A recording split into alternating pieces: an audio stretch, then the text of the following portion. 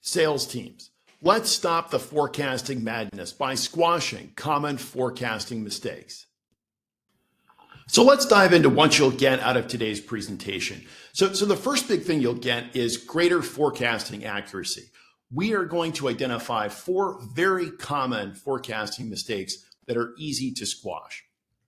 Now, squashing those mistakes is going to increase the productivity of your forecasting process, right? We want your forecasting discussions to be about thoughtful sales professionals kind of combining their judgment and reaching good decisions. We don't want your team spending a bunch of time dealing with obvious mistakes. So let's take a step back here and look at the kind of different components of a forecasting process.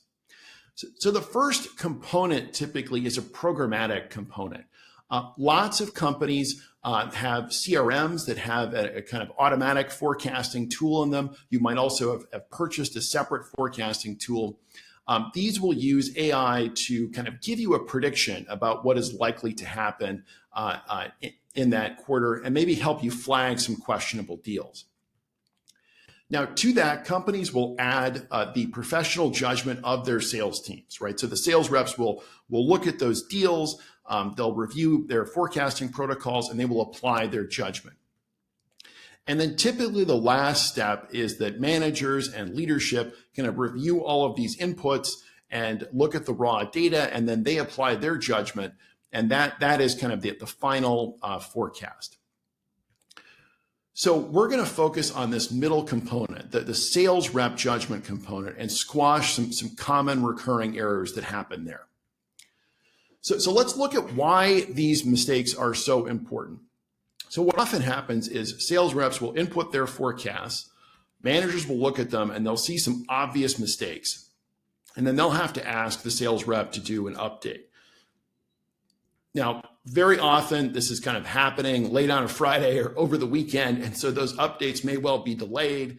And so then the manager only has all of their inputs kind of relatively late in the process, and then the accuracy of the forecast accordingly suffers. Key point here is everyone hates this. Managers hate it because it puts them under the gun. Sales reps hate it because they're having to kind of rush additional inputs in, and it's bad for the company because the forecast is not as good because the process was not a smooth process. So let's do better. So we're going to do better by defining some core concepts of forecasting, and then kind of calling out some of the common mistakes that sales reps should be aware of so that they do not make them. First concept, the deal forecast categories include the timing of the deal. So typically as part of the forecast, sales reps will assign each of their deals to a forecast category.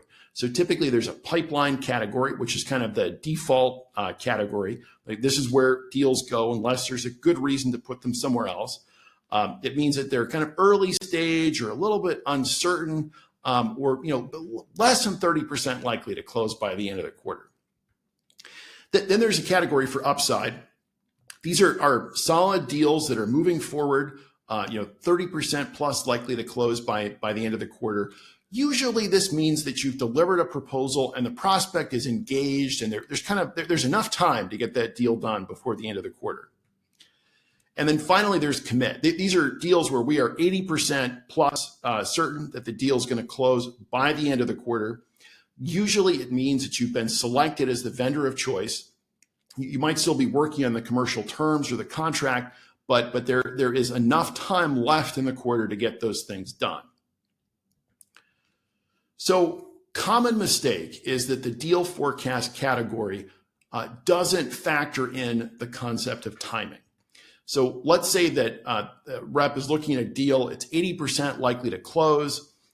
There's 2 weeks left in the quarter. You haven't started contracting. It's not really very clear when the deal is going to sign, and the rep puts it in commit. So this is an error.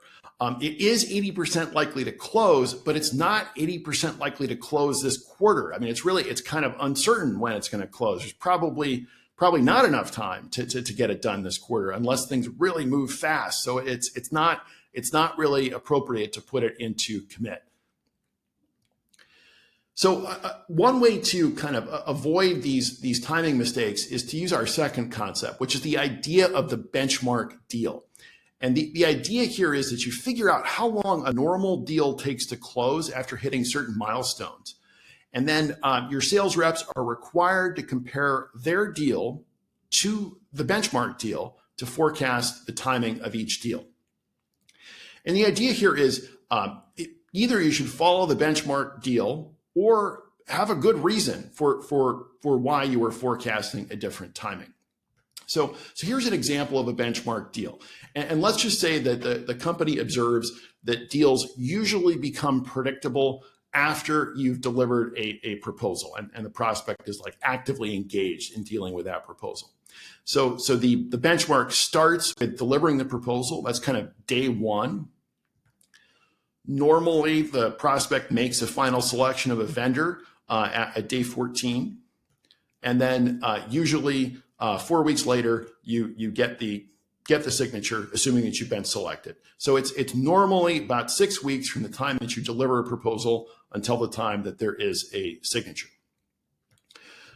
So let's look at a second mistake, right? And let's imagine that there's 3 weeks left in the quarter.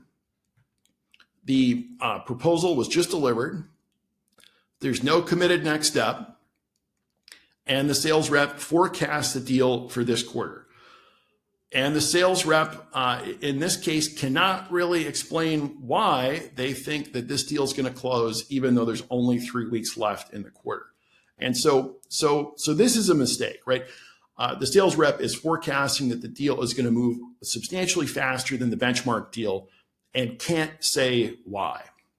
Now, it might be okay to forecast this deal for this quarter if the sales rep has an explanation for why, right? Maybe the prospect has committed to moving faster. They're typically able to move very quickly with contracting and decision making. And so everything depends on the context, right? And specifically, if the rep wants to deviate, the rep has got to be able to say why. And if they can't, then that is a mistake. So third concept here is the idea of forecast amounts. And so the idea here is you've got two categories that reps will forecast for the total amount that they will close that quarter. So the first is upside, and that's kind of the amount that you'll close if things break your way.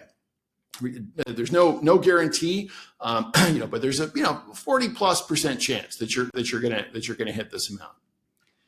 And then there's the commit forecast, and you're highly confident about this amount. You will hit this number unless something really goes wrong. So there's an 80+% chance to hit at least this amount. Two key ideas here. The first key idea is that upside includes the commit.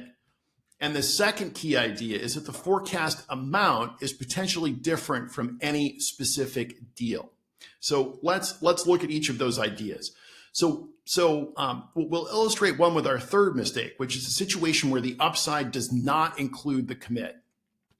So let's imagine a situation where the sales rep has one $100,000 deal in upside, and then a second deal, a $100,000 deal in commit. And the sales rep forecasts $100,000 for upside and then $100,000 for commit. Well, this is wrong. The upside should be $200,000. The upside includes the commit, right? If things go well, they'll close the commit deal and also the upside deal. So if things go well, they'll close both deals for $200,000, right? Upside includes the commit. Another mistake is that the commit amount doesn't necessarily require any specific deals to be in commit. This one's a little bit more complex, but it often happens. You'll often have a situation where a sales rep has a lot of deals that are in upside, and they're good, solid upside deals, but they're not quite commit deals, and so they don't have any specific deal in commit, but they've got a lot of high quality upside. Well, in a circumstance like that, the sales rep might say, well, things kind of break my way. I'll close most of those upside deals, but they might then say, well, I'm going to have a commit of $0 because I don't have any deals in commit.